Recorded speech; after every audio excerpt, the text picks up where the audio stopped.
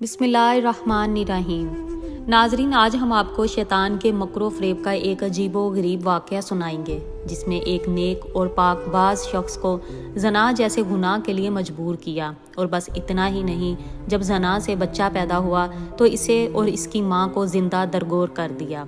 یہ واقعہ سمجھنے والوں کے لیے بڑا ہی سبق آموز ہے، لہٰذا آپ سے گزارش ہے کہ اس واقعے کو آخر تک لازمی سنیے۔ بنی اسرائیل میں برسیہ نامی ایک راہب تھا۔ اس وقت بنی اسرائیل میں اس جیسا کوئی عبادت گزار نہیں تھا۔ ایک عبادت خانہ اس نے بنایا ہوا تھا، وہ اسی میں اپنی عبادت میں مست رہتا۔ اسے لوگوں سے کوئی غرض نہ تھی، اور نہ ہی دنیا سے، نہ وہ کسی سے ملتا، اور نہ ہی کسی کے پاس آتا جاتا تھا۔ شیطان نے ایک بار اسے گمراہ کرنے کا ارادہ کیا۔ برسیہ اپنے کمرے سے باہر نکلتا ہی نہیں تھا۔ وہ ایک ایسا عبادت گزار تھا کہ اپنا وقت ہرگز ضائع نہیں کرتا تھا۔ شیطان نے دیکھا کہ جب دن میں کچھ وقت یہ تھکتا ہے تو کبھی کبھی اپنی کھڑکی سے باہر جھانک کر بھی دیکھتا ہے۔ اس کی عبادت گاہ بالکل ویرانے میں تھی، اور اس کے ارد گرد کھیت اور باغات تھے۔ جب اس نے دیکھا کہ وہ کھڑکی کے پاس دن میں 1 یا 2 دفعہ آتا ہے، تو اس مردود نے انسانی شکل میں آ کر اس کی کھڑکی کے سامنے عبادت کی نیت باندھ لی۔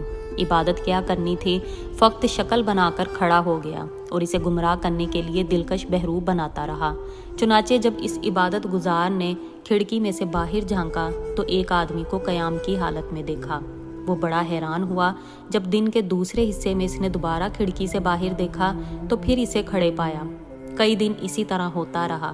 آہستہ آہستہ اس عبادت گزار برسیہ کے دل میں یہ بات آنے لگی کہ یہ تو کوئی بڑا ہی بزرگ انسان ہے جو دن رات اتنی عبادت کرتا ہے۔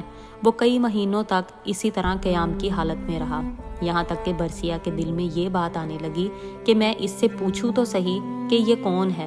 جب برسیہ کے دل میں یہ بات آئی تو شیطان نے کھڑکی کے قریب مصلہ بچھانا شروع کر دیا۔ جب شیطان کھڑکی کے قریب آ گیا اور برسیہ نے باہر جھانکا تو اس نے شیطان سے پوچھا، تم کون ہو؟ وہ کہنے لگا، آپ کو مجھ سے کیا غرض ہے؟ میں اپنے کام میں لگا ہوں، مجھے تنگ مت کریں۔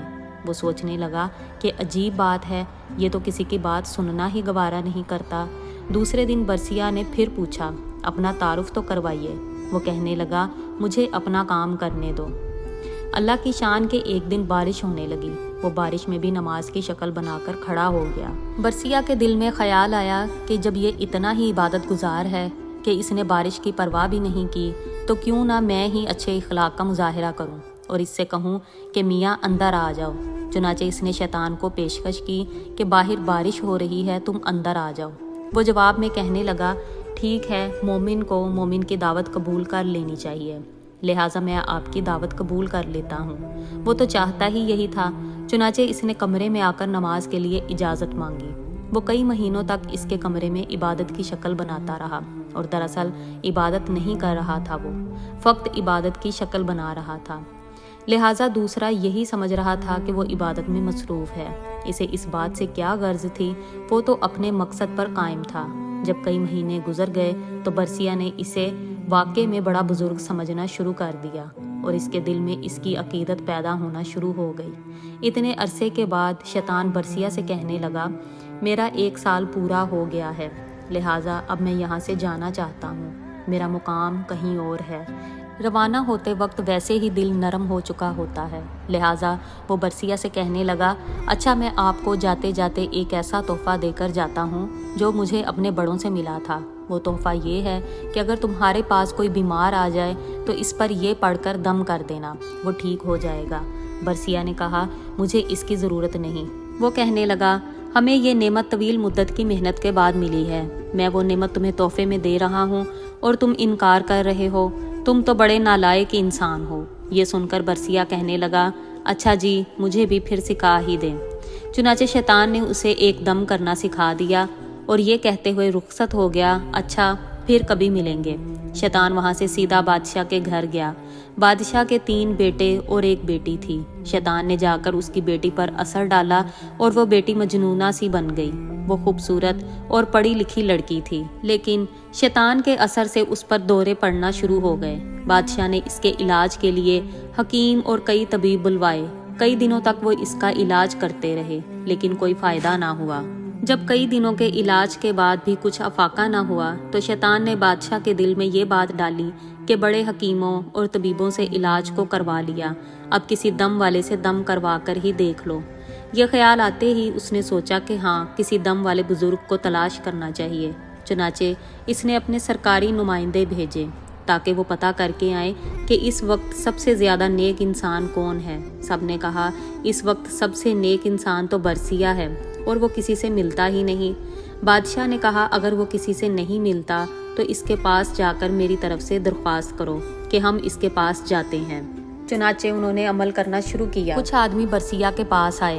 बरसिया ने इन लोगों को देखकर कहा आप मुझे परेशान करने क्यों आए हैं? तो वो बोले कि बादशाह की बेटी बीमार है, हकीमों और तबीबों से बड़ा इलाज करवाया लेकिन कोई फ़ायदा नहीं हुआ। बादशाह चाहते हैं कि आप बेशक यहाँ ना आए ताकि आपकी इबादत में खलल ना आए। हम आपके पास लड़की को ले आते हैं, आप यहीं इस लड़की को दम कर देना। हमें उम्मीद है कि आपके दम करने से वो ठीक हो जाएगी। इसके दिल में ख्याल आया कि हाँ, मैंने एक दम सीखा तो था जिससे मैं किसी बीमार को अच्छा कर सकता हूँ। इस दम को आजमाने का बहुत अच्छा मौका था। चलो ये तो पता चल जाएगा कि वो दम ठीक भी है या नहीं। चुनाचे इसने इन लोगों को बादशाह की बेटी को लाने की इजाज़त दे दी। बादशाह ने अपनी बेटी को बरसिया के पास लेकर गया। इसने जैसे ही दम किया तो वो फौरन सेहतमंद हो गई। मर्ज भी शैतान ने लगाया था और इलाज भी इसी ने बताया था, लिहाजा दम करते ही शैतान इसको छोड़कर चला गया और वो बिल्कुल सेहतमंद हो गई। बादशाह को पक्का यकीन हो गया कि मेरी बेटी बरसिया के दम से ठीक हुई है। 1-1.5 माह बाद शैतान ने दोबारा से उस लड़की पर हमला किया और वो फिर इसे बरसिया के पास ले आए। इसने दम किया तो शैतान ने फिर इसे छोड़ दिया और फिर बादशाह को और यकीन हुआ कि मेरी बेटी का इलाज बरसिया के दम में ही है। अब तो बरसिया की बड़ी शोहरत हुई कि इसके दम से बादशाह की बेटी फ़ौरन से सेहतयाब हो जाती है। कुछ अरसे के बाद बादशाह के मुल्क पर किसी ने हमला किया। वो अपने शहजादों के हमरा दुश्मन का मुकाबला करने की तैयारी करने लगा। अब बादशाह सोच में पड़ गया कि अगर मैं जंग में जाऊंगा तो मेरी बेटी के पास कौन होगा, मैं उसको किसके पास छोड़ कर जाऊँ। मेरी बेटी की तो ना माँ है और ना ही कोई और बाकी लोगों पर मैं भरोसा नहीं कर सकता। किसी ने मशवरा दिया कि किसी वज़ीर के पास छोड़ जाएं और किसी ने कोई मशवरा दिया। बादशाह कहने लगा अगर इसको दोबारा फिर बीमारी लग गई तो फिर क्या बनेगा, बरसिया तो किसी की बात भी नहीं सुनेगा। चुनाचे बादशाह ने कहा कि मैं खुद बरसिया के पास अपनी बेटी को छोड़े जाता हूँ। देखो शैतान कैसे जोड़ में जोड़ मिला रहा था। बादशाह अपने 3 बेटों और बेटियों को लेकर बरसिया के पास पहुँच गया और कहने लगा कि हम जंग पर जा रहे हैं, ज़िंदगी और मौत का कुछ पता नहीं। मुझे इस वक्त सबसे ज़्यादा एतमाद तुम पर ही है और मेरी बेटी का इलाज भी तुम्हारे पास है, लिहाजा मैं ये चाहता हूँ कि बच्ची आपके पास ही ठहर जाए। इसके रहने के लिए आपके इबादत खाने के सामने एक घर बनवा देता हूँ और ये इसी घर में ठहरेगी। बरसिया ने यह सुनकर कहा चलो ठीक है। जब इसने इजाज़त दे दी तो बादशाह ने इसके इबादत खाने के सामने घर बनवा दिया और अपनी बेटी को वहाँ छोड़कर जंग पर रवाना हो गया। अब बरसिया के दिल में बात आई कि मैं अपने लिए तो खाना बनाता ही हूँ, अगर इस लड़की का खाना भी मैं ही बना दिया करूँ तो इसमें क्या हर्ज है, क्योंकि वो अकेली रहती है, पता नहीं कि अपने लिए खाना पकाएगी या नहीं। चुनाचे वो खाना बनाता, आधा खुद खाकर बाकी आधा खाना अपने इबादत खाने के दरवाजे के बाहर रख देता और अपना दरवाज़ा खटका देता। ये इस लड़की के लिए इशारा होता कि अपना खाना उठा लो। इस तरह वो लड़की खाना उठाकर ले जाती और खा लेती। कई महीनों तक यही मामूल रहा। इसके बाद शैतान ने इसके दिल में ये बात डाली कि देखो वो लड़की अकेली रहती है, तुम खाना पकाकर अपने दरवाजे के बाहर रख देते हो और लड़की वो खाना उठाने के लिए गली में निकलना पड़ता है।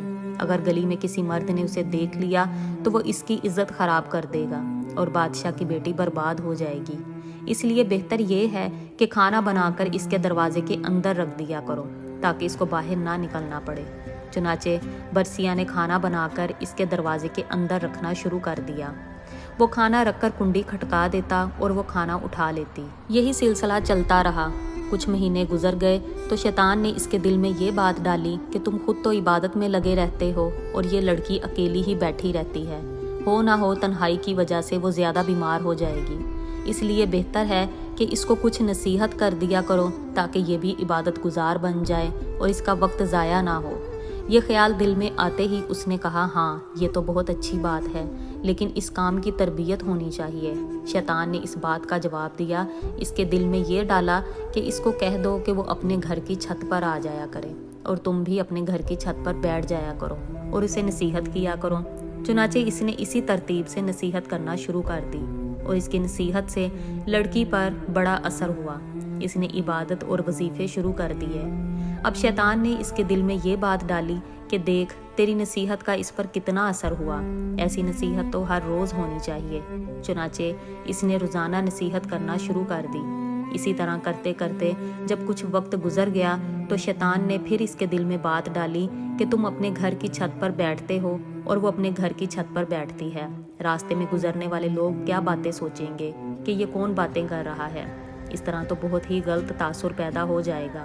اس لیے بہتر یہ ہے کہ چھت پر بیٹھ کر اونچی آواز میں باتیں کرنے کی بجائے تم دروازے سے باہر کھڑے ہو کر تقریر کر دیا کرو اور وہ دروازے کے اندر کھڑے ہو کر سن لے، پردہ تو ہوگا ہی۔ چنانچہ اب اس طرح تربیت و نصیحت شروع ہو گئی۔ کچھ عرصہ تک اسی طرح معمول رہا۔ اس کے بعد شیطان نے پھر برسیہ کے دل میں خیال ڈالا کہ تم باہر کھڑے ہو کر تقریر کرتے ہو، دیکھنے والے کیا کہیں گے کہ پاگلوں کی طرح ایسے ہی باتیں کر رہا ہے، اسی لیے اگر تقریر کرنی ہی ہے تو چلو کواڑ کے اندر کھڑے ہو کر لیا کرو، وہ دور کھڑے ہو کر سن لیا کرے گی۔ چنانچہ اب اس نے دروازے کے اندر کھڑے ہو کر تقریر کرنا شروع کر دی۔ جب اس نے اندر کھڑے ہو کر تقریر کرنا شروع کی تو لڑکی نے اس کو بتایا کہ وہ کتنی عبادت کرتی ہے۔ یہ سن کر اسے بڑی خوشی ہوئی کہ میری باتوں کا اس پر بڑا اثر ہو رہا ہے، اب میں اکیلا ہی عبادت نہیں کرتا بلکہ یہ بھی عبادت کرتی ہے۔ کئی دنوں تک یہی سلسلہ چلتا رہا۔ بالآخر شیطان نے لڑکی کے دل میں برسیہ کی محبت ڈال ہی دی۔ چنانچہ اس لڑکی نے برسیہ سے کہا کہ آپ جو کھڑے کھڑے بیان کرتے ہیں، آپ کے لیے چارپائی ڈال دیا کروں گی، آپ اس پر بیٹھ کر بیان دیا کریں اور میں دور بیٹھ کر سن لیا کروں گی۔ اس نے کہا بہت اچھا۔ لڑکی نے دروازے کے قریب چارپائی ڈال دی۔ برسیہ بیٹھ کر نصیحت کرتا اور لڑکی دور بیٹھ کر اس کی بات سنتی۔ اس دوران شیطان نے برسیہ کے دل میں لڑکی کے لیے بڑی شفقت اور ہمدردی پیدا کر دی۔ کچھ دن گزرے تو شیطان نے اس عابد کے دل میں بانٹ ڈال دی کہ نصیحت تو لڑکی کو سنانی ہی ہوتی ہے، دور بیٹھنے کی وجہ سے اونچا بولنا پڑتا ہے، گلی سے گزرنے والے لوگ بھی سنتے ہیں، کتنا ہی اچھا ہوگا کہ یہ چارپائی ذرا آگے کر کے رکھ لیا کرو اور پست آواز میں گفتگو کر لیا کرو۔ چنانچہ برسیہ کی چارپائی لڑکی کی چارپائی کے قریب تر ہو گئی اور نصیحت کا سلسلہ جاری رہا۔ کچھ عرصہ اسی طرح گزرا تو شیطان نے لڑکی کو مجبور کر کے برسیہ کے سامنے پیش کر دیا اور یوں وہ لڑکی کے حسن و جمال میں فریفتہ ہو گیا۔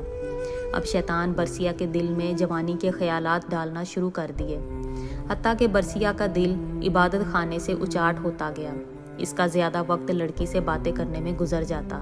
سال گزر چکا تھا۔ ایک دفعہ شہزادوں نے خبر گیری کی تو شہزادی کو خوش و خرم پایا اور راہب نے دیکھا بادشاہ اور شہزادوں کو لڑائی کے لیے دوبارہ سفر پر جانا تھا، اسی لیے وہ مطمئن ہو کر چلے گئے۔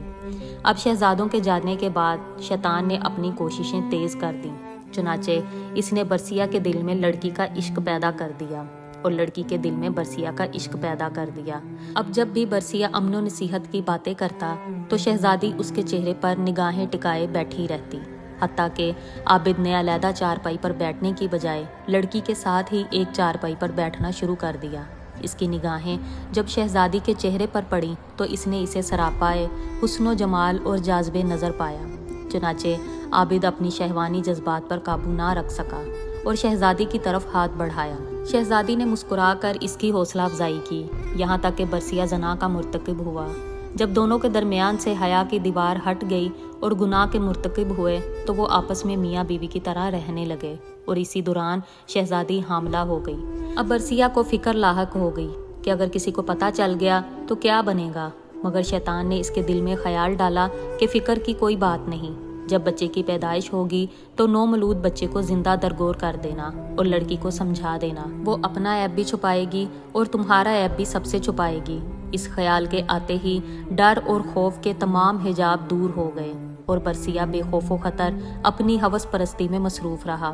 ایک دن وہ بھی آیا جب اس شہزادی نے بچے کو جنم دیا۔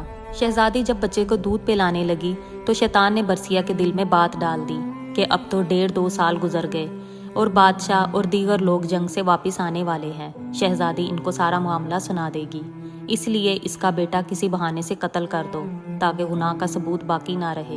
چنانچہ ایک دفعہ شہزادی سوئی ہوئی تھی تو اس نے بچے کو اٹھایا اور قتل کر کے گھر کے صحن میں دبا دیا۔ اب ماں تو ماں ہی ہوتی ہے۔ جب وہ اٹھی تو اس نے کہا میرا بیٹا کہاں ہے؟ برسیہ نے کہا مجھے کوئی خبر نہیں۔ ماں نے ادھر ادھر دیکھا تو بیٹے کا کوئی سراغ نہ ملا۔ چنانچہ وہ اس سے خفا ہونے لگی۔ جب وہ خفا ہوئی تو شیطان نے برسیہ کے دل میں بات ڈالی، دیکھو یہ ماں ہے، یہ اپنے بچے کو ہرگز نہیں بھولے گی۔ پہلے تو نامعلوم کہ یہ بتاتی یا نہ بتاتی، لیکن اب یہ بادشاہ اور اپنے بھائیوں کو ضرور بتا دے گی۔ لہٰذا ایک ہی علاج باقی ہے، اس لڑکی کو بھی قتل کر دو تاکہ نہ رہے گا بانس اور نہ بجے گی بانسری۔ جب بادشاہ اگر پوچھے تو بتا دینا کہ وہ بیمار ہو گئی تھی اور مر گئی تھی۔ جیسے ہی اس کے دل میں یہ بات آئی کہنے لگا ہاں یہ بالکل ٹھیک ہے۔ چنانچہ اس نے لڑکی کو بھی قتل کر دیا اور بچے کے ساتھ ہی صحن میں دفن کر دیا۔ اس کے بعد وہ اپنی عبادت میں لگ گیا۔ کچھ مہینوں کے بعد بادشاہ سلامت واپس آ گئے۔ اس نے بیٹوں کو بھیجا کہ جاؤ اپنی بہن کو لے آؤ۔ وہ برسیہ کے پاس آئے اور کہنے لگے ہماری بہن آپ کے پاس تھی۔ بولے ہم اسے لینے کے لیے آئے ہیں۔ برسیہ ان کی بات سن کر جھوٹ موٹ رونے لگا، کہنے لگا آپ کی بہن بہت اچھی تھی، بہت نیک تھی اور بہت عبادت گزار تھی، لیکن وہ اللہ کو پیاری ہو گئی۔ یہ صحن میں اس کی قبر ہے۔ بھائیوں نے جب یہ سنا تو وہ رو رو کر واپس چلے گئے۔ گھر جا کر انہوں نے ساری بات بادشاہ کو بتائی۔ بادشاہ بھی بہت پریشان ہوا اور روتا رہا۔ جب رات کو شہزادے سو گئے تو شیطان خواب میں بڑے بھائی کے پاس گیا۔ اسے پوچھنے لگا بتاؤ تمہاری بہن کا کیا بنا؟ وہ کہنے لگا ہم جنگ کے لیے گئے ہوئے تھے تو اپنی بہن کو برسیہ کے پاس چھوڑ گئے تھے اور اب وہ فوت ہو چکی ہے۔ شیطان کہنے لگا وہ فوت نہیں ہوئی۔ اس نے پوچھا اگر فوت نہیں ہوئی تو کیا ہوا؟ وہ کہنے لگا برسیہ نے یہ کرتوت کی ہے اور اس نے خود تمہاری بہن کو قتل کیا ہے اور فلاں جگہ اسے دفن کیا اور بچے کو بھی اس نے اسی کے ساتھ دفن کیا۔ اس کے بعد وہ خواب میں درمیانے بھائی کے پاس گیا اور اس کو بھی یہی کہا۔ پھر اس کے بعد چھوٹے بھائی کے پاس گیا اور اسے بھی یہی کہا۔ تینوں بھائی جب صبح اٹھے تو سب نے کہا میں نے یہ خواب دیکھا، دوسرے نے کہا میں نے بھی یہی دیکھا، تیسرے نے کہا ہاں میں نے بھی یہی خواب دیکھا ہے۔ وہ آپس میں باتیں کرنے لگے کہ یہ سب اتفاق ہے، ہم سب کو ایک جیسا خواب آیا۔ سب سے چھوٹے بھائی نے کہا یہ اتفاق کی بات نہیں ہو سکتی، بلکہ میں تو جا کر تحقیق کروں گا۔ چھوٹا بھائی غصے میں آ کر چل پڑا۔ اسے دیکھ کر باقی بھائی بھی اس کے ساتھ ہو لیے۔ انہوں نے جب جا کر زمین کو کھودا تو انہیں اس میں سے بہن کی ہڈیاں مل گئیں اور ساتھ ہی چھوٹے سے بچے کی ہڈیوں کا ڈھانچہ بھی ملا۔ جب ثبوت مل گیا تو انہوں نے برسیہ کو گرفتار کر لیا اور اسے جب قاضی کے پاس لے جایا گیا تو اس برسیہ نے قاضی کے روبرو اپنے گھنونے اور مکر و فعل کا اقرار کر لیا اور قاضی نے برسیہ کو پھانسی دینے کا حکم دیا۔ جب برسیہ کو پھانسی کے تختے پر لایا گیا اور اس کے گلے میں پھندا ڈالا گیا اور پھر پھندا کھینچنے کا وقت آیا تو پھندا کھینچنے سے عین 2-4 لمحے پہلے شیطان اس کے پاس وہی عبادت گزار کی شکل میں آیا۔ وہ اسے کہنے لگا کہ مجھے پہچانتے ہو کہ میں کون ہوں؟ برسیہ نے کہا ہاں میں تمہیں پہچانتا ہوں، تم وہی عبادت گزار ہو جس نے مجھے دم بتایا تھا۔ شیطان نے کہا وہ دم بھی آپ کو میں نے بتایا تھا، لڑکی کو بھی میں نے اپنا اثر ڈال کر بیمار کیا تھا، اسے قتل بھی میں نے تجھ سے کروایا، اور اگر اب تو بچنا چاہتا ہے تو میں ہی تجھے بچا سکتا ہوں۔ برسیہ نے کہا اب تم مجھے کیسے بچا سکتے ہو؟ وہ کہنے لگا کہ تم میری ایک بات مان لو، میں تمہارا یہ کام کر دیتا ہوں۔ اس نے پوچھا کہ میں آپ کی کون سی بات مانوں؟ اس پر شیطان نے کہا کہ بس یہ کہہ دو کہ خدا نہیں ہے۔ برسیہ تو حواس باختہ ہو چکا تھا۔ اس نے سوچا کہ چلو ایک دفعہ کہہ دیتا ہوں، پھر پھانسی سے بچنے کے بعد دوبارہ اقرار کر لوں گا، توبہ کر لوں گا۔ چنانچہ اس نے کہا خدا موجود نہیں ہے۔ عین اسی لمحے پھندا کھینچنے والے نے پھندا کھینچ دیا اور یوں اس عبادت گزار کی کفر پر موت ہو گئی۔ اسی بات سے اندازہ لگائیے کہ شیطان کس قدر منصوبہ بندی کر کے انسان کو گناہ کے قریب تر کرتا چلا جاتا ہے، جس سے انسان بچ نہیں سکتا، اللہ ہی اسے بچا سکتا ہے۔ اسی لیے قرآن میں کہا گیا ہے کہ اللہ ہمیں شیطان مردود کے شر سے بچائے۔ اے پروردگار پناہ مانگتی ہوں اس شیطان مردود سے۔ اے اللہ پاک جتنے بھی تمام بہن بھائی اس ویڈیو کو دیکھ رہے ہیں ان سب کو مجھے اور اپنی خالص عبادت کرنے کی توفیق عطا فرما اور ان سب کی تمام پریشانیوں کو دور فرما، آمین یا رب العالمین۔ آج کی ویڈیو اگر آپ کو پسند آئی ہو تو اس کو لائک اور شیئر ضرور کیجیے گا۔ اللہ حافظ۔